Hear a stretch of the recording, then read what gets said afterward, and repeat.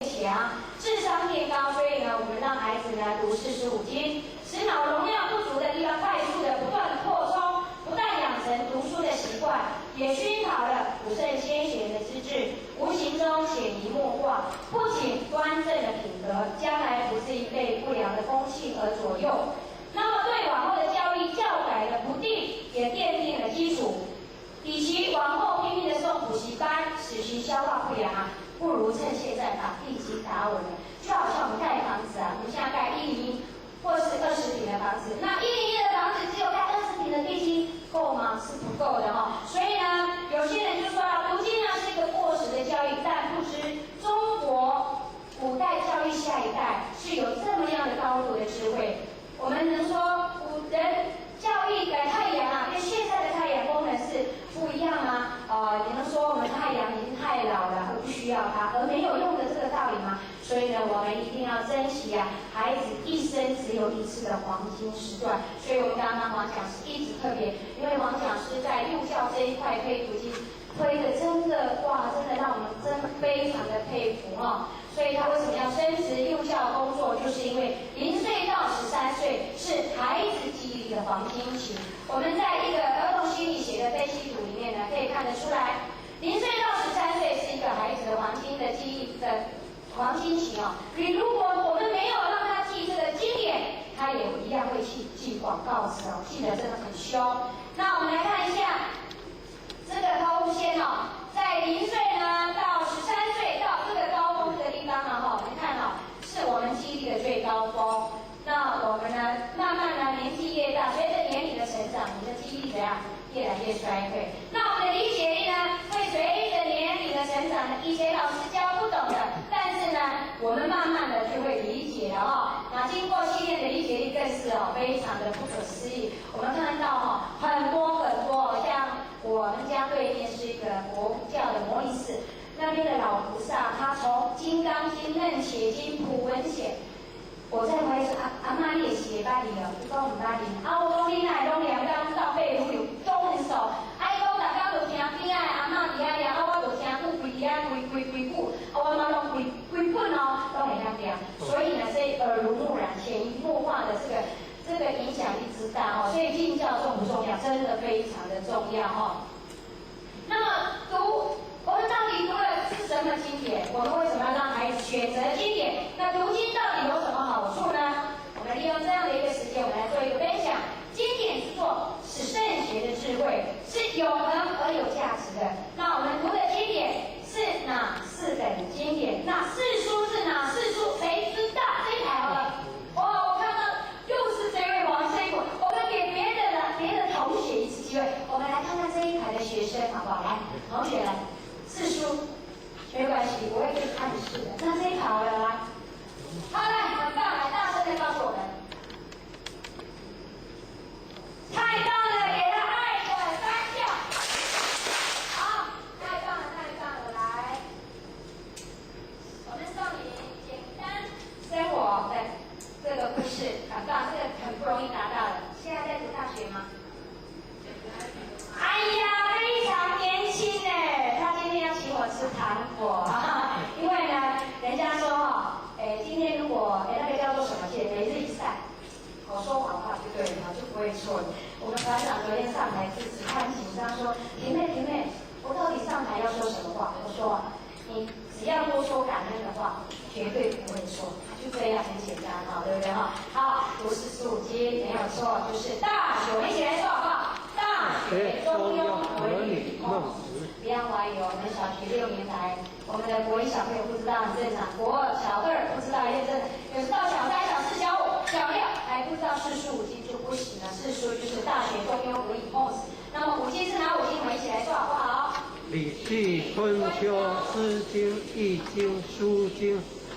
好，或者这些其实呢，古文观止、老子、庄子、宋词、唐诗、烧14行诗、常语曲要、易经，通通都可以念。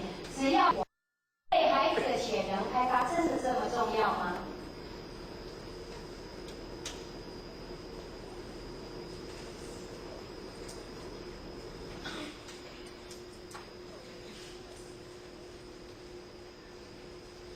好，待会我们请我们每一位的伙伴注意看荧幕哦，荧幕里面会有我们所要的答案哦。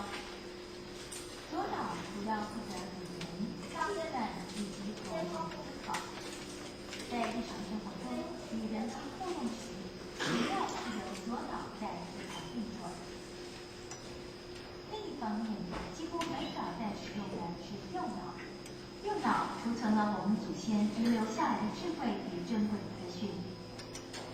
相对于左脑的精打细算，右脑则支配了我们生活中真善美的价值观。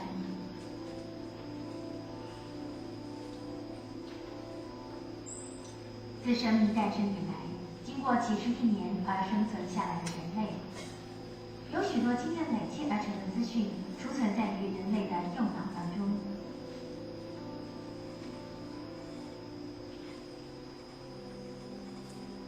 当我们使用右脑时，脑波会呈现阿法波的状态。对于我们的想法全部被物质化这个事实，人们把好，刚刚有没有看到重点？请问所有的我们的老师、我们的老师们有没有看到？有吗？我们的右脑储存了什么？哎，谁知道？哇，来，这位本社的这个伙伴，好，举手就好，来，大声说。阿法波，对，这个是一个稳定的波度，没有错，它是呈现一个非常安详跟平静。但是我们的右脑，我们的左脑，它会计算，会逻辑，但是呢，平常都很少在用到右脑。右脑储存了什么？真人的智慧。真善美价值，真善美价值观哦，它前面太快了，前面一个重点，很重要的重点哦。智慧跟什么？先人的什么？智慧。先人的智慧跟对，还有遗留下来的资讯，太棒了！来，我们的这位工作伙伴的话，太棒了！来，这是唐诗，唐五代诗，哇，恭喜！好，对，我们的右脑呢，所存的我们祖先所遗留，点一下就会了。智慧。对，恭喜，对吗？对吗？资料库。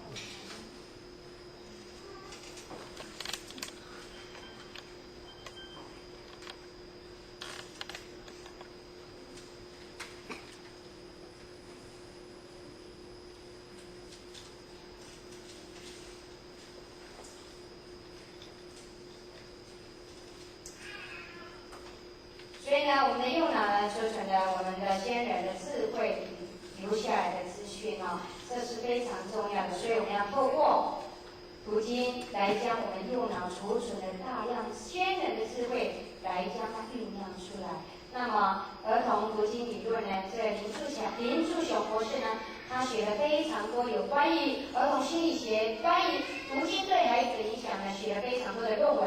那或许呢，把它截录下来呢，就是读经的好处就是脑力的开发及潜能的训练。那全脑开发就右脑的平衡，右脑呢因为拥有比左脑多少100万倍的记忆能量，这是非常重要，就像我们的低潮一样哦。那么读经后的过程呢，脑波会呈现什么？从贝塔波转为什么？阿法波哦。那么在这个过程，从不安稳的思考呢，到整个怎样非常的平静和清晰。所以呢，当我们的班级有比较呢，就是不以安于这个状态的时候，我们都非常鼓励孩子们在老师呢利用上课前的5分钟，请谁带？请同学带，请录音带来带，让我们做静心篇啊，让我们来带一个带动之后来上国语啊或是数学，因为常常老师在带课前呢都会你们要乖啊，你们要怎样就在发。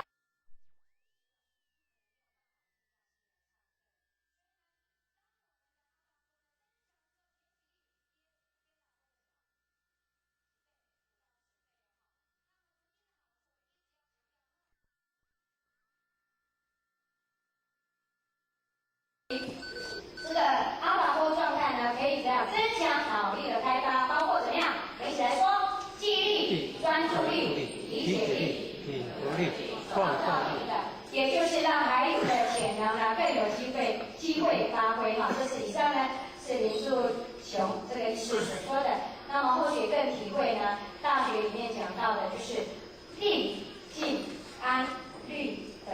因为呢，在读经的过程，让孩子心定，然后呢，神进。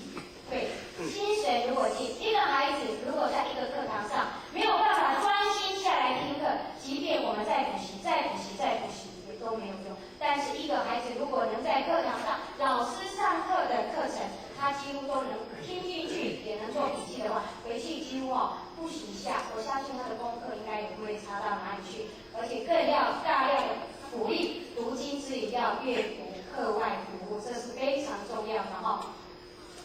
那么读经的好处，我们最后总结呢，当然再一次强调，就是记忆力学习高，专注力强，所以呢，最后他一定是一个品德兼善兼备的一个孩子哈。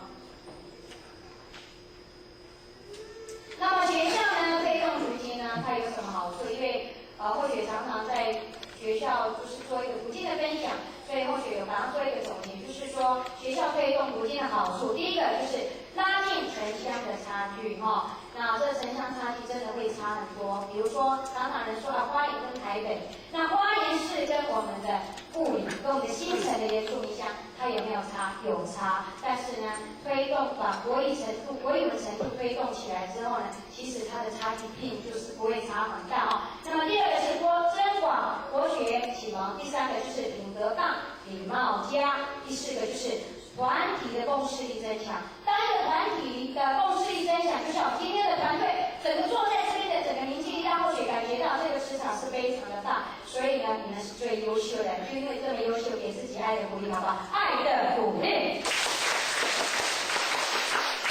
那么很多人都问，那这么读经这么好，到底是几岁开始来读经？读经最好的时机是哪个时候？当然是在不是只有国小1年级。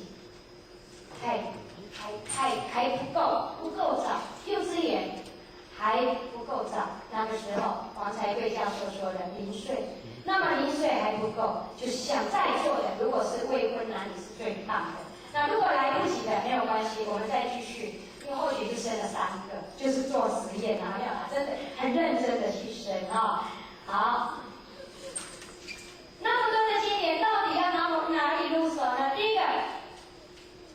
我们希望呢，王才贵教授也是提到，从伦理它里面谈到的就是扎根就是从我们的人性本性，因为呢，一个人的本性从人之初性本善。那外国人说，《论语》是中国的经典，那我们要改变我们的命运，要从哪里改变？如果今天的命运将来世间，我就姓吴，我将来吴家了。这个命运好像没有办法改变，没有办法改变前世今生。那运途这个又好难，因为这台车开在人生的道路，谁能掌握？错字旁自己能掌握，所以运在哪里？运在自己嘛。那风水呢？一命二运三风水，风水也不能改变，怎么办？所以改变什么？积德，真的要多布施啊！常跟孩子说，日行一善，所以班上到处都可以做积德街，怎么知道吗？怎么积德？我们都跟孩子说减福气。今天每天减5个福气的，登记1个正字。福气是什么？答对了，太棒了，掌声一下。对，就是要减垃圾，垃圾就是福气，多减垃圾就是福气。可是呢，这个环境就被营造得非常的干净。干净，如果这个干净是因为我们自己出一点小力去做，那这有没有福报？有，但是不执着哈。那么第5个，真的这一切都没有办法改变，所以要认真的读书。我们在花莲全台湾省出现这个校长最多的镇，你们知道是哪个镇吗？全台湾省。答对了，爱的一次，因为你是你们真不配合，理事长要答爱的一次。凤林镇，但是我也观察，凤林镇为什么会出校长，出了连续这么多年100多个。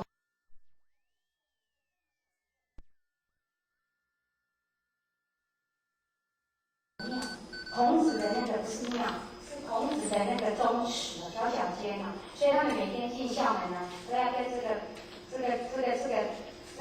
叫做什么？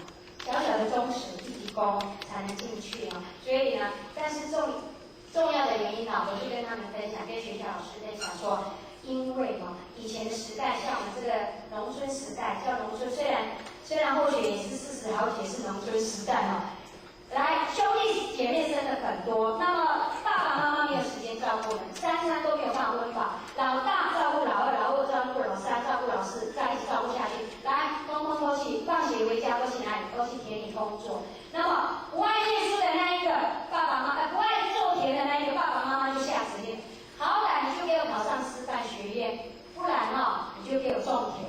那么不爱种田就会怎么样？认真工作，就是这个原因啦。所以每个人都做校长去的嘛。所以呢，大家都不想去工作，就去读，因为以前的师范学怎样？不用怎样？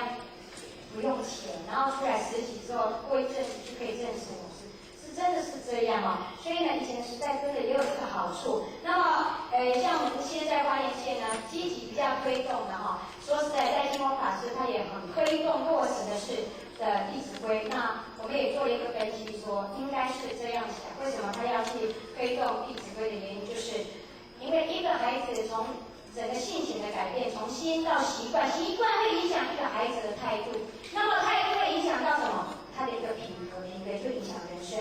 那么《弟子规》里面讲到都什么？出必故，反必面，居有常，对，事虽小，我善为，非常的好。三年，大声一点，居处变，好。所以呢，我们总结一句话：福田靠心根，福分要哪里？由心生我们要教育孩子，要从小扎根，从小打地基，从小把这个地基打稳了，一辈子我们就再也不用替他烦恼，因为孩子就像一根什么竹子，这个时间非常多的竹笋可以吃了，端午时节那么竹笋当它慢慢长高的时候，如果它已经到了15岁的时候，已经弯这么弯，脾气暴躁，都已经常常都要跟别的朋友去打网咖，你再跟他说不行，从今以后不行，每天待在家里，可以吗？孩子会听话了吗？15岁以后不可能。所以呢，要从小就慢慢帮他呢雕塑一个环境，营造一个环境，让他好在这个环境当中耳濡目染那要孩子好，功课好，成绩好，还不如引导孩子怎样懂事孝顺。懂事孝顺的孩子，自然功课好，将来呢会知道感恩跟谦让跟回馈。所以呢，刘兆玄呢，这个我们的前行政院长，他去到了台大的这个毕业典礼，说了一句话：你们不要像这个椰子树，一路上只自顾自己往上长，不会把树荫给别人照耀。我们要教育孩子，下一代的教育，不要栽培成为大才之后，出国留学之后，娶了外国的美国新娘之后，我们老夫老妻就在台湾等着盼着他回来。所以我们要让孩子知道感恩、谦让跟回馈，这是目前社会教育应该要落实、要去做的一件大事情。那要从哪里去落实？从我们的读经教育落实让孩子知道自觉自学自立，这是非常不简单的。但是我们像我们在很多的这个学校的教育，在建中的教育，我们甚至在我们的佛光山的整个教育，甚至在我们现在一贯照的整个教育里面提到的，就是让孩子在小时候就能自觉。我今天做了这个事情，虽然我们不能像原委在5日3省吾身，但是要知道我今天拿了人家的小东西，可以吗？好像不对我今天吃完碗筷之后，没有把碗筷收去这个什么琉璃台，不对会反省，至少会反省，真的不简单。那自学，自己要知道要学习怎么学习？看到好的榜样要学习，看到不对的时候要知道，同学叫我去偷水果，那个别家那个水果长得结实一点，好像不对了，我们不能学。我们要学同学很认真、很乖巧。那另外就是要自律，一个孩子懂得去规划自己的生活，真的不简单。我想安排放学回去，不是看哆啦 A 梦，而是把学校功课翻开来写，然后写完功课。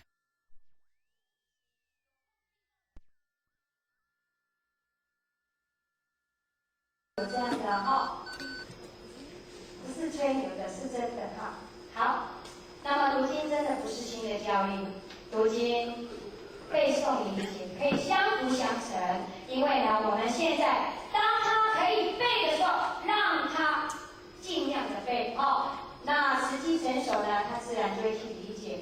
左右脑跟右脑可以同时间的发展，我们刚刚有看过影片，东方与西方可以协调融合。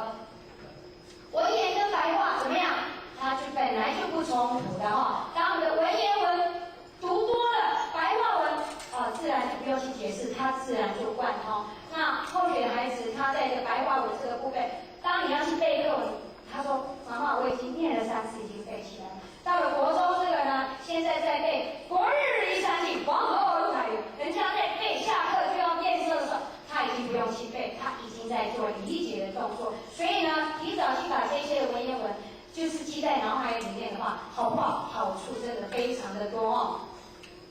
那传统跟现代其实真的都有价值，智慧跟科技双双都有成就。所以读经它不是新的教育，而是走在时代的尖端，因为它不会因为时间跟空间而被淘汰，它就是经典之作。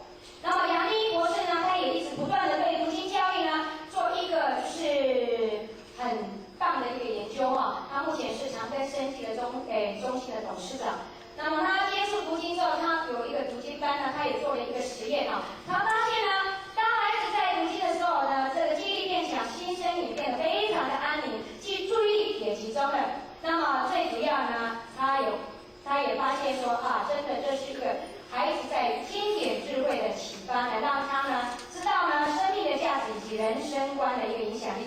他非常建议呢，孩子要朗朗上口，不要说刻意的去解释哈，那就没有办法去发挥我们这个经典真正的这个意涵。那么在美国时间呢，这个杨定一博士呢也是非常积极的在做推动。他非常鼓励台湾的小朋友呢，当然一定要朗读我们的《论语》《老子》等等哈。他强调他在做这个他的路非常的长哈，后写就做了一些节录。那第一个进来的小朋友呢，陆陆续续进来小朋友，第一个要朗读哦，像我们后学我们在读经班哦，8点上课，那么7点50分的小朋友刚开始来盖一个奖励章，帮忙排桌椅，我们不要把桌椅都排好了。现在孩子为什么太安逸？因为我们都帮他做的太好。帮忙排桌椅的小朋友怎样？再盖一个奖励章，2个奖励章嘛哈。那么先来的小朋友，老师或是班长就开始了，学而篇开始啊，《论语》学而时业，学而时习之，不亦乐乎有朋。全班就一直慢慢跟着念，不管你想听不想听，你到底是在翻作业还是在拿铅笔，通通就像一台录音机哦，你就在那个环境当中哦，就在听进去了。那把圣贤呢请回家当我们张根的启蒙师，请哪一些老师来？第一位这是谁？至圣先师孔子。至圣先师孔子。好，那第2位呢？孟子。第3位老子。为什么知道他是老子？因为这里是亲，我们都好聪明哦，而且没有亲自我们都知道亲理，因为我们有去看典故，对不对？好聪明。老子又称为什么？太上李老师。因为你们知道他说是骑青牛啊，他又称为老耳，因为他一生下来耳朵好长嘛，他的头发白白的，人家都觉得他是怪物，从小他就被欺负哦。来这一位呢，谁知道瘦瘦的，人家说文弱书生都长得像这样啊。不知道的，谁知道？说说看，颜回。这一边呢，李博。诗仙诗圣呢？杜甫，对，他对了，很棒。好，我们接着下来呢，做一些的印证，我们来提一些的名人跟经典呢，到底它有什么一个结合？杨振宁呢？杨振宁就是他在1957年呢得到诺贝尔的物理得主哦。他在9岁、10岁的，其实爸爸都知道他的数学非常的强哦。那么11岁要进入初中的时候，那爸爸不是说要加强他的微积分什么的，不是，他是只是请了一位学生叫丁哲良这个学生来教他读什么？读孟子。丁先生他有强调丁先生教我孟子，还讲了许多古代的历史故事，而是在我学校在教科书里面所学不到的，所以在中学呢。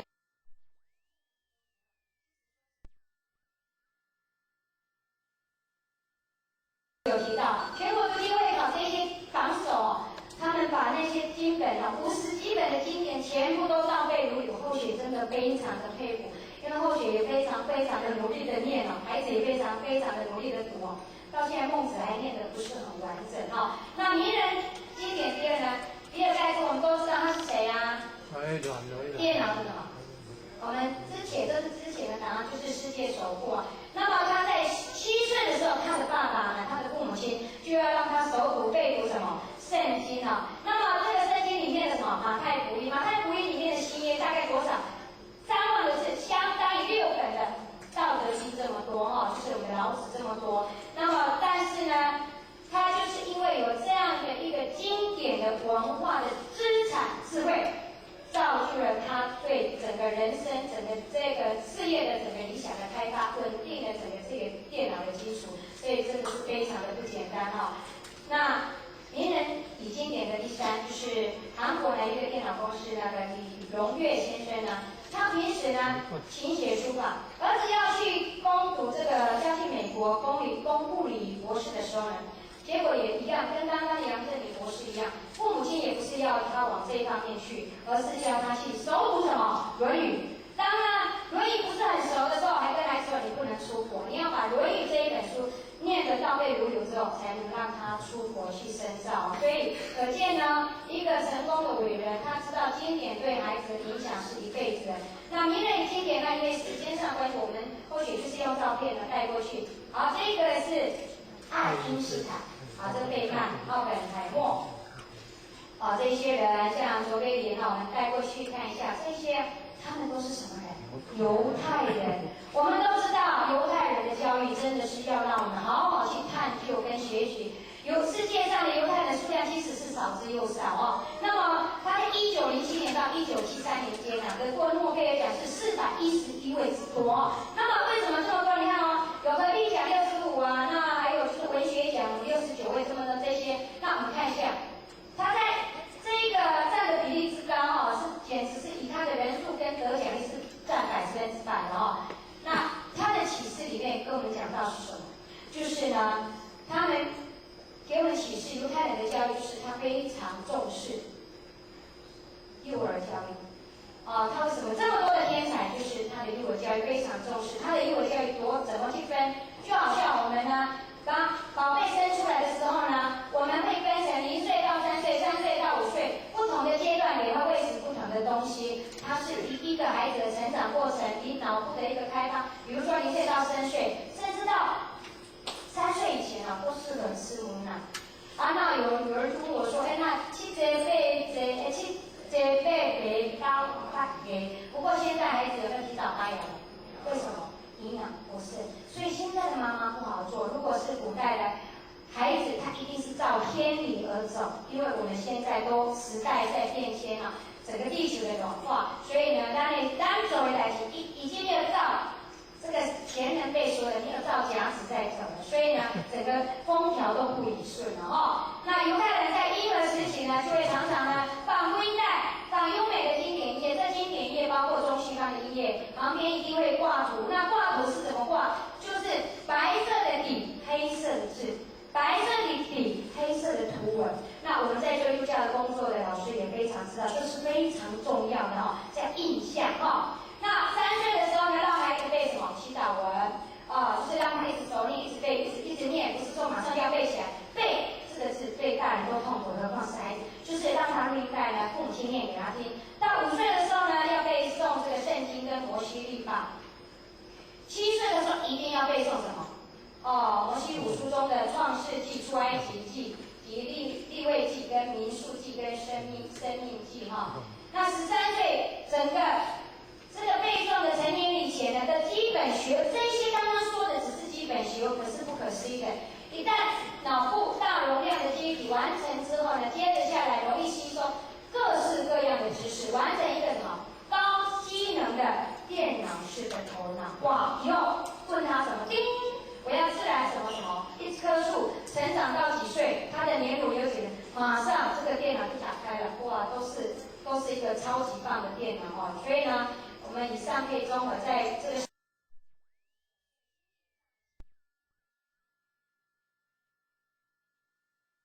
是出生于两汉时期的文学及史学家哦。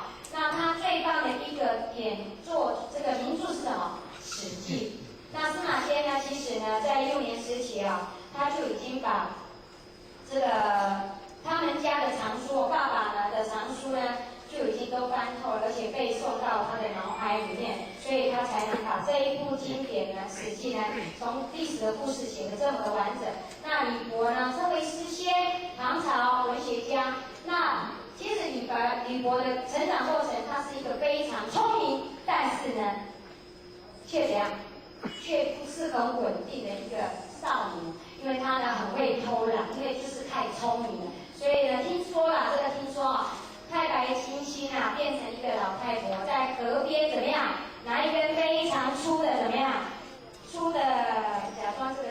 这个铁柱呢，在那边磨啊磨啊，李国就嬉戏到那个西方经过，不爱上学，他说：“哦，老太婆你在磨什么？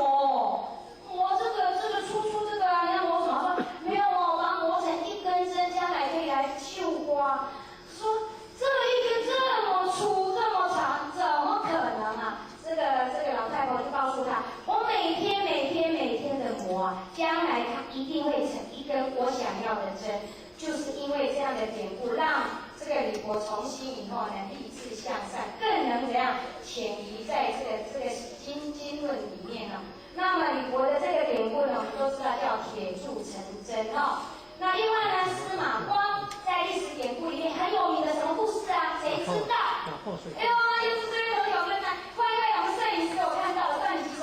打破水缸救小朋友。来，掌声鼓励好不好？我们请我们的夫人也都太棒了啦！我们送一本这个，我们送这个好了，《三字经》一样17篇啊，我们请我们的夫人也帮我们送过去。对，打破水缸，不要怀疑啊，司马光啊，在小时候他的头脑并不是非常的灵活，他是非常的迟钝，但是就是因为不是很聪明，所以呢，他鼓励自己。当同学老师说“哔”下课了，没有以前用哨子，我这次我赶紧告你，下课了，通通都出去了，只有他还在教室里面背“床前明月光，是地上霜”。因为老师说待会下课的时候，放学回家要验收嘛，同学都背会，只有他背不会，所以呢，他就留下时间这样背，念。那呢，经过了一段时间呢。他还不止这样，他呢还给自己呢，在这个少年时期呢，刻了一个枕头啊。这个枕头在历史上也非常有名，叫警枕，警惕的警，枕头。这个枕头是用木头刻的，然后告诉自己，他现在呢，闹钟也没有闹钟，以前有姑姑吗？姑姑好像不听话，就是规定自己大概几斤以前呢要起来读书，可是怕自己睡过头，所以刻了这个枕头，警枕，告诉自己，哎呦，一下惊喜就开始念书。那么他花了多久的时间呢？写了这一本呢《资治通鉴》，花了19年的时间，写了16场1362年的这个历史的故事，所以呢编成了《资治通鉴》。所以一个孩子他的资治聪慧是要我们父母亲、要老师、要环境、要社会，慢慢的去营造这样的气氛，才能产生一个大才哦。那范仲淹也是一样，他是北宋时期，他在我们的历史里面留下一个很棒的文章啊，在《岳阳楼记》里面讲到什么？讲了一句很棒的名言，叫什么？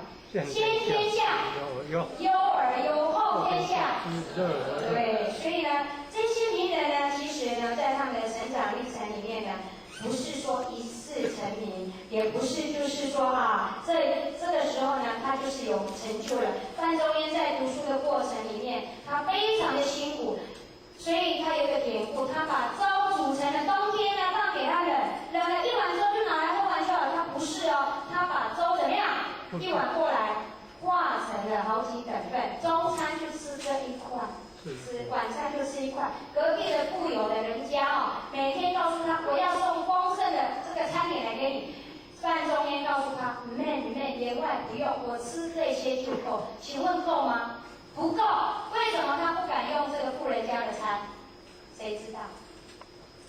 因为呢，他吃了这个富人的餐之后，他怕呢，他就此太安逸了，就没有向上学习的心。所以呢，断计划粥在历史上也是非常有断计划粥哈。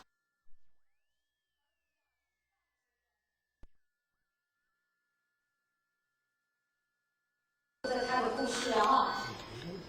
那所以呢，我们在这个最后的呢，接着过来呢，或许会慢慢也说到读经的它的好处，到后面我们要提醒的就是把握0岁到13岁记忆力黄金的时段，那更是品格扎根重要的阶段。一颗种子种下去，它需要阳光，它需要水，它需要空气，更需要父母的赏识力，还有一颗满满的什么？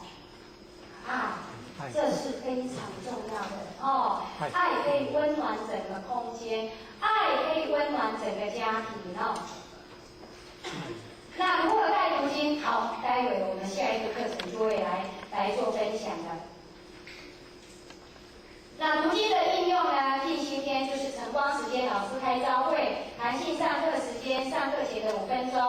那落实什么？亲师生的联络簿。那或许带的班级一定会告诉老师，我今天上的唐诗第1章感喻，我就写在黑板上。那老师会抄在联络簿，请老师上面后面写备注，念5遍。家长要签名啊。那孩子有没有念？老师没有看到，可是签名谁签名啊？家长背书，孩子有没有认真念？家长要负责。孩子成长过程待在学校甚至6个钟头，可是待在家里时间超过6个钟头，所以教育的失败能怪说老师的失败吗？不行哦，我们父母亲要负很大的责任哦。那读经有没有禁忌？有，大人都觉得很难，难在哪里？不要说背，要说什么？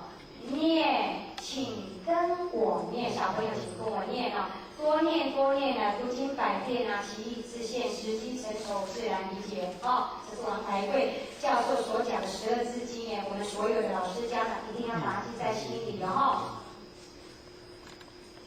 那最后呢，我们在读经里面有一些跳题话，我们来看一看啊，我们一起来念好不好？来，老年人要读经，人生智慧才会结晶，还可以活化脑筋，远离什么痴呆心。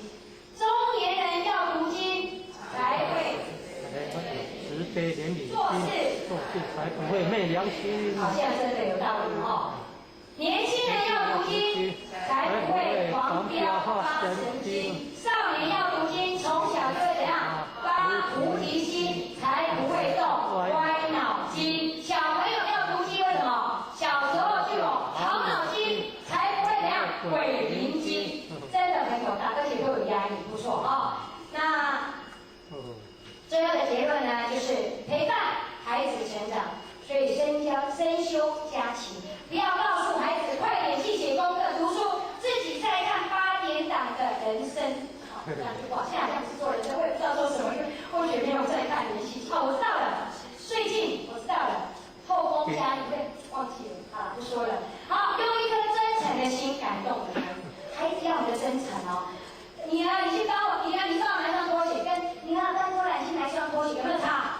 有，要柔软一点哦。有时候身上真的要柔软一点哦。那不可忽视同侪的力量哦。把孩子教好，听说将来我们老的时候会怎么样？会很幸福，因为他知道感恩回馈哈。宁可每天移风移山哦，也不要孩子一辈子的抱怨如山哦。那么我们呢？要看一下影片，就是同侪为什么是力量那么大呢？我们很多人都说我们要看读经，在家里读就可以了，不用去读经班，也不用去学校。那么为什么这么重要呢？我们来欣赏一下这个影片。那我们来看雁行，一个燕子它要从候鸟飞到台湾，它需要飞好久好几千里的这个行程哈。好，我们看一下，没有一只野雁怎么样？升得高。如果它只是用自己的翅膀飞行。上面的伙伴们看得到吗？对哦。然后，当一个燕子展开翅膀开打队，会造成燕子呢立刻跟进，跟整个鸟群怎么样抬高？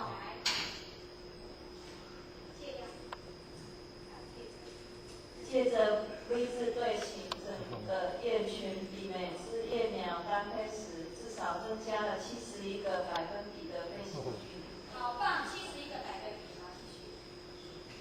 与拥有相同目标的人同行，能更快速、更容易到达目的地，因为比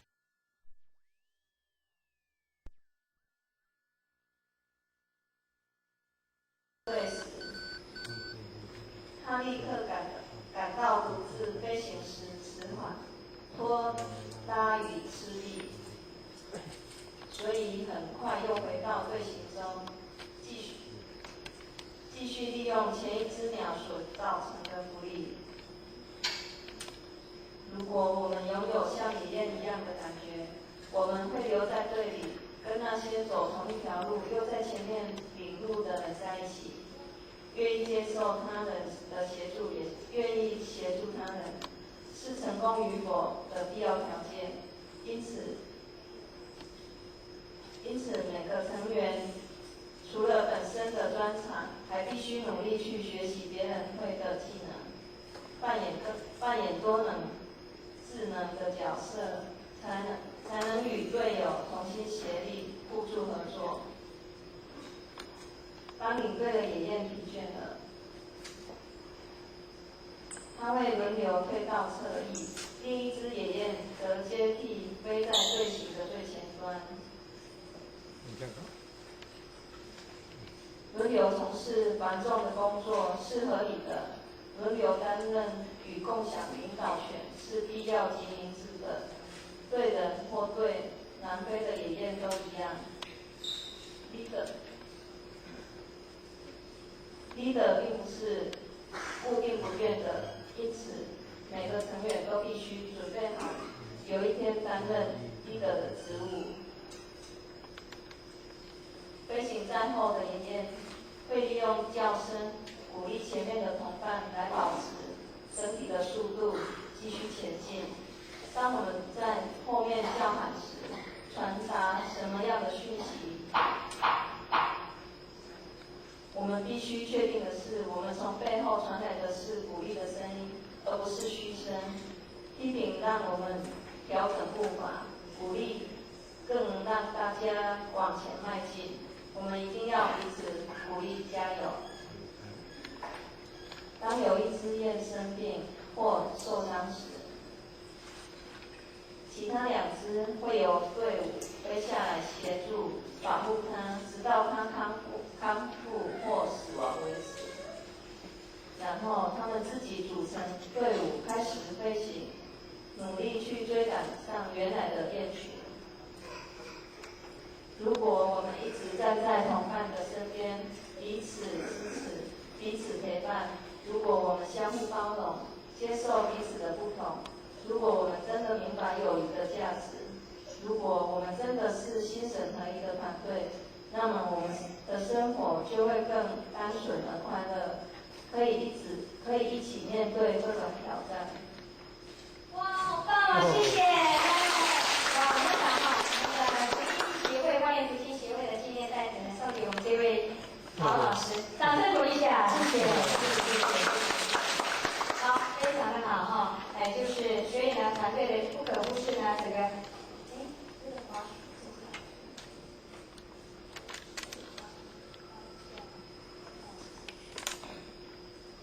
所以团队的力量，那我们同才一起在整个职场，就像我们今天一起来学习的力量。所以一个野雁在单飞跟群体飞可以增加多少的百分比的速度？谁知道？要看我们认真看呢。来换这位好，换这位伙伴来。好，71个百分比，太棒了！来，我们一样呢，我们送给我们这位伙伴来，不好意思啦，恭喜你，要认真上课，71个百分比哈。好，最后的结论呢，还是一样会，来帮我一下。所以呢，在王成一会整个教育里面呢，哈，我们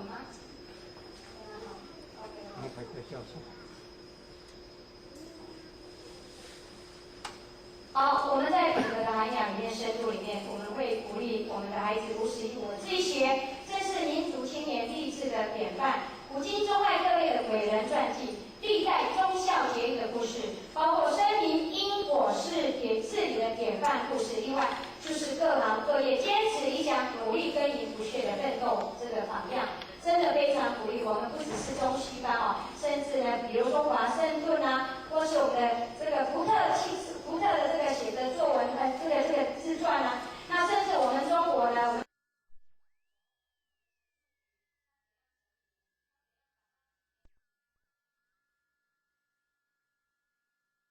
20块打天下，或许很喜欢呢。葛汉先生到处去玩的时候，到哪个地方不是只有买东西哈，会把那本书也买回去给孩子看。那去年的过年呢，我的愿望是到高雄呢去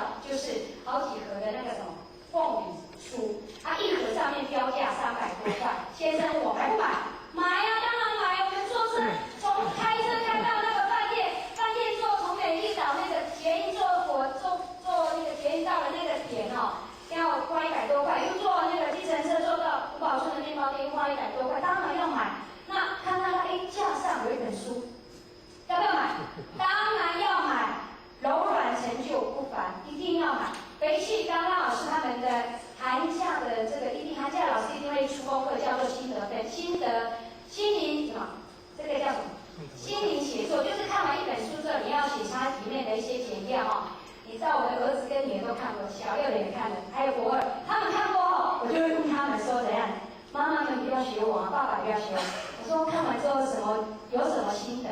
妈妈，我告诉你，吴宝村的陈明石他就是类似，他的妈妈就是佐贺的超级阿嬷，然后他的精神就是陈树体的精神，然后他的典故就是像新卤煮里面的阿嬷，新卤煮也是一本小说，是讲台湾这个阿嬷得到新卤煮之后的过程，他是钱回收之后为了做卤煮要有钱啊，我要停工，我要做后厨啊，所以呢就每天去跳那个排档舞下。所以呢，吴宝春他的妈妈就这样成就了，这儿子都鼓励你要去哪比赛，好，我鼓励你去，钱的事情你就不用烦恼。所以呢，或许你就把这本书看完，因为就是第三个宝贝所有的心得分享哈。所以或许希望呢，鼓励孩子不只是看外国，我们台湾的成名故事真的是非常的棒哦。那很多人都说读经到底有没有差？有，零跟一有没有差？差在哪里？大声的说，零有没有？没有。一有没有？有。一后面可以加零，对不对？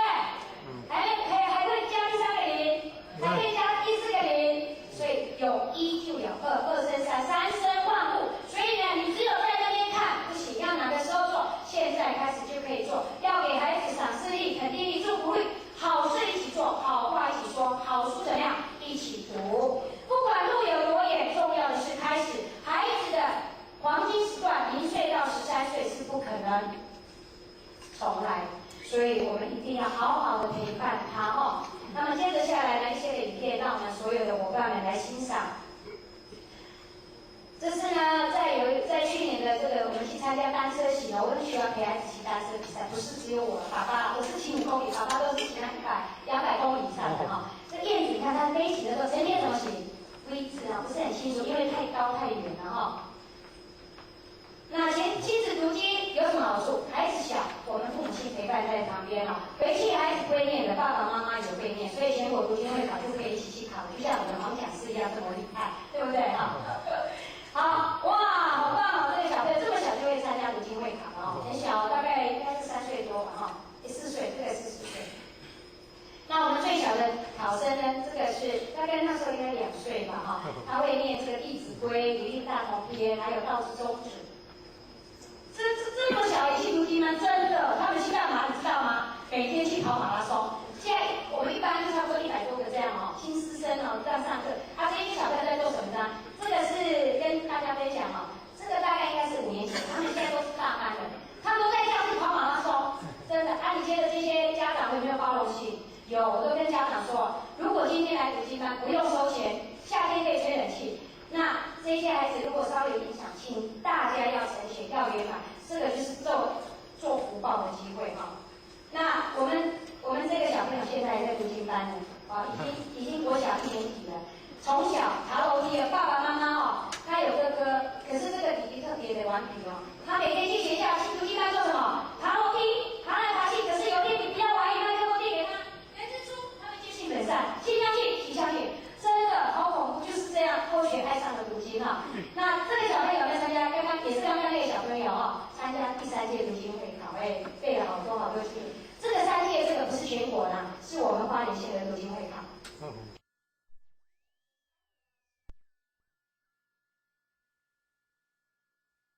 读经的过程，我们曾经呢也有爸爸，不过比较少，因为爸爸都要赚钱嘛，比较少。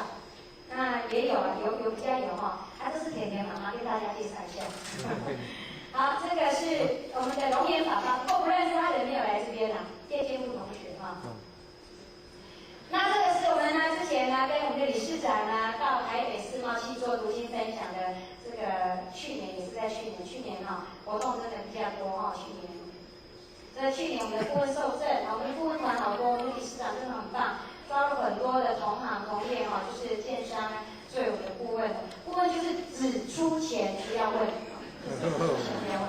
好，我有说过没有眼神哈。好，这是我们的一件事的整个受证典礼。那这是欧学我们这一次读经协会呢，这是花莲县教育处所办的这个读经说明，针对老师所办的哈，在做读经的示范教学。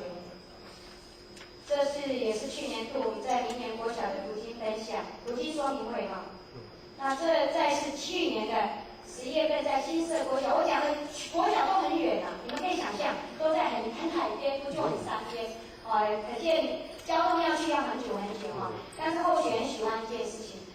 虽然或许没有去到那地方，我很谢谢，我们给我们今天的总干事掌声一下吧，让干事来。谢谢，我们再掌声大一点好不好？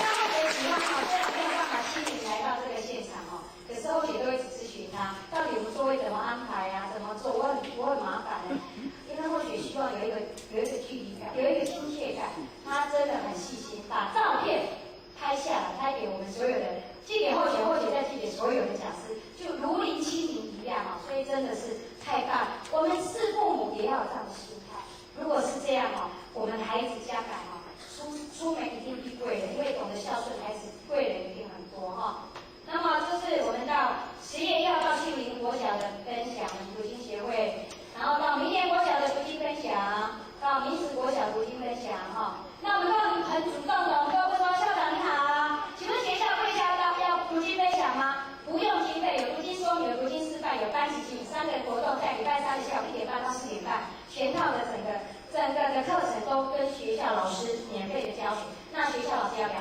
基本上都是要，只要我们时间允许那这是在光华的学校的这个读经示范这个校长不要怀疑，那天在讲说一命2运3风水是什么四积德读什么读书的时候，这位校长竟然是奉我们的客家人。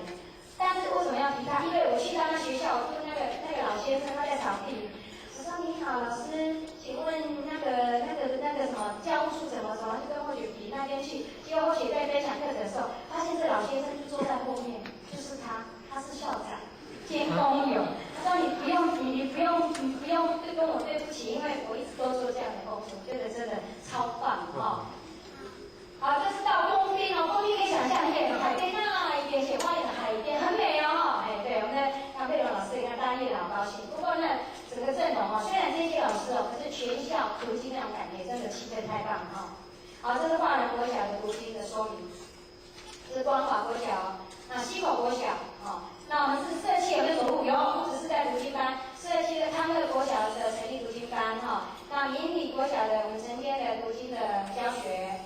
那中正国小的读经的教学，那在美伦社区有成立，现在目前98年到现在4年了这是我们理事长去那边成立的读经班那我们读经班成立之前一定要做一个读经说明，就像今天这样的课程那凤林区也有一个读经说明。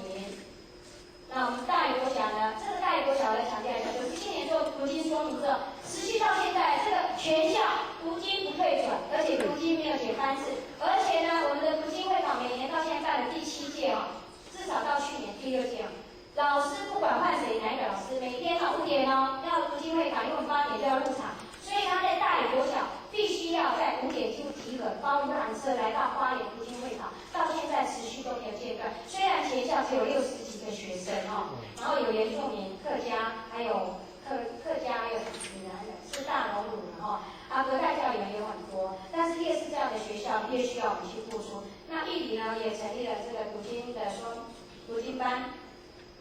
那我们在协会呢成立之后，办非常非常多像今天这样的场次的特殊训练的课程，这是。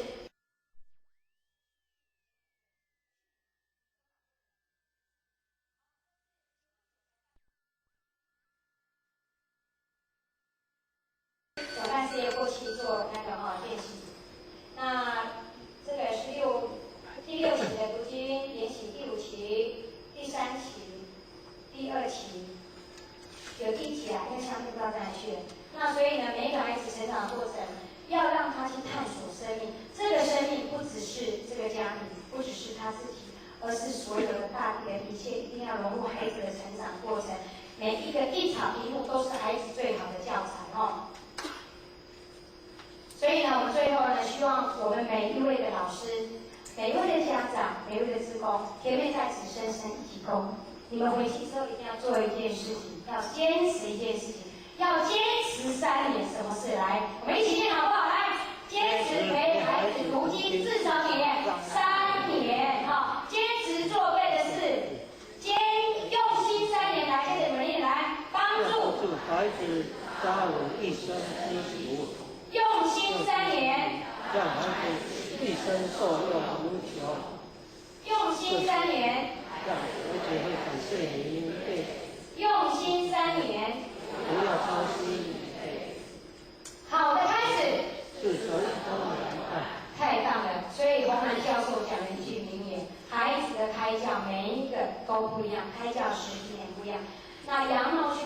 别讲一句话：站在孩子的高度去看每一个世界，你就会看到孩子的世界是多么的逍遥，多么的快乐。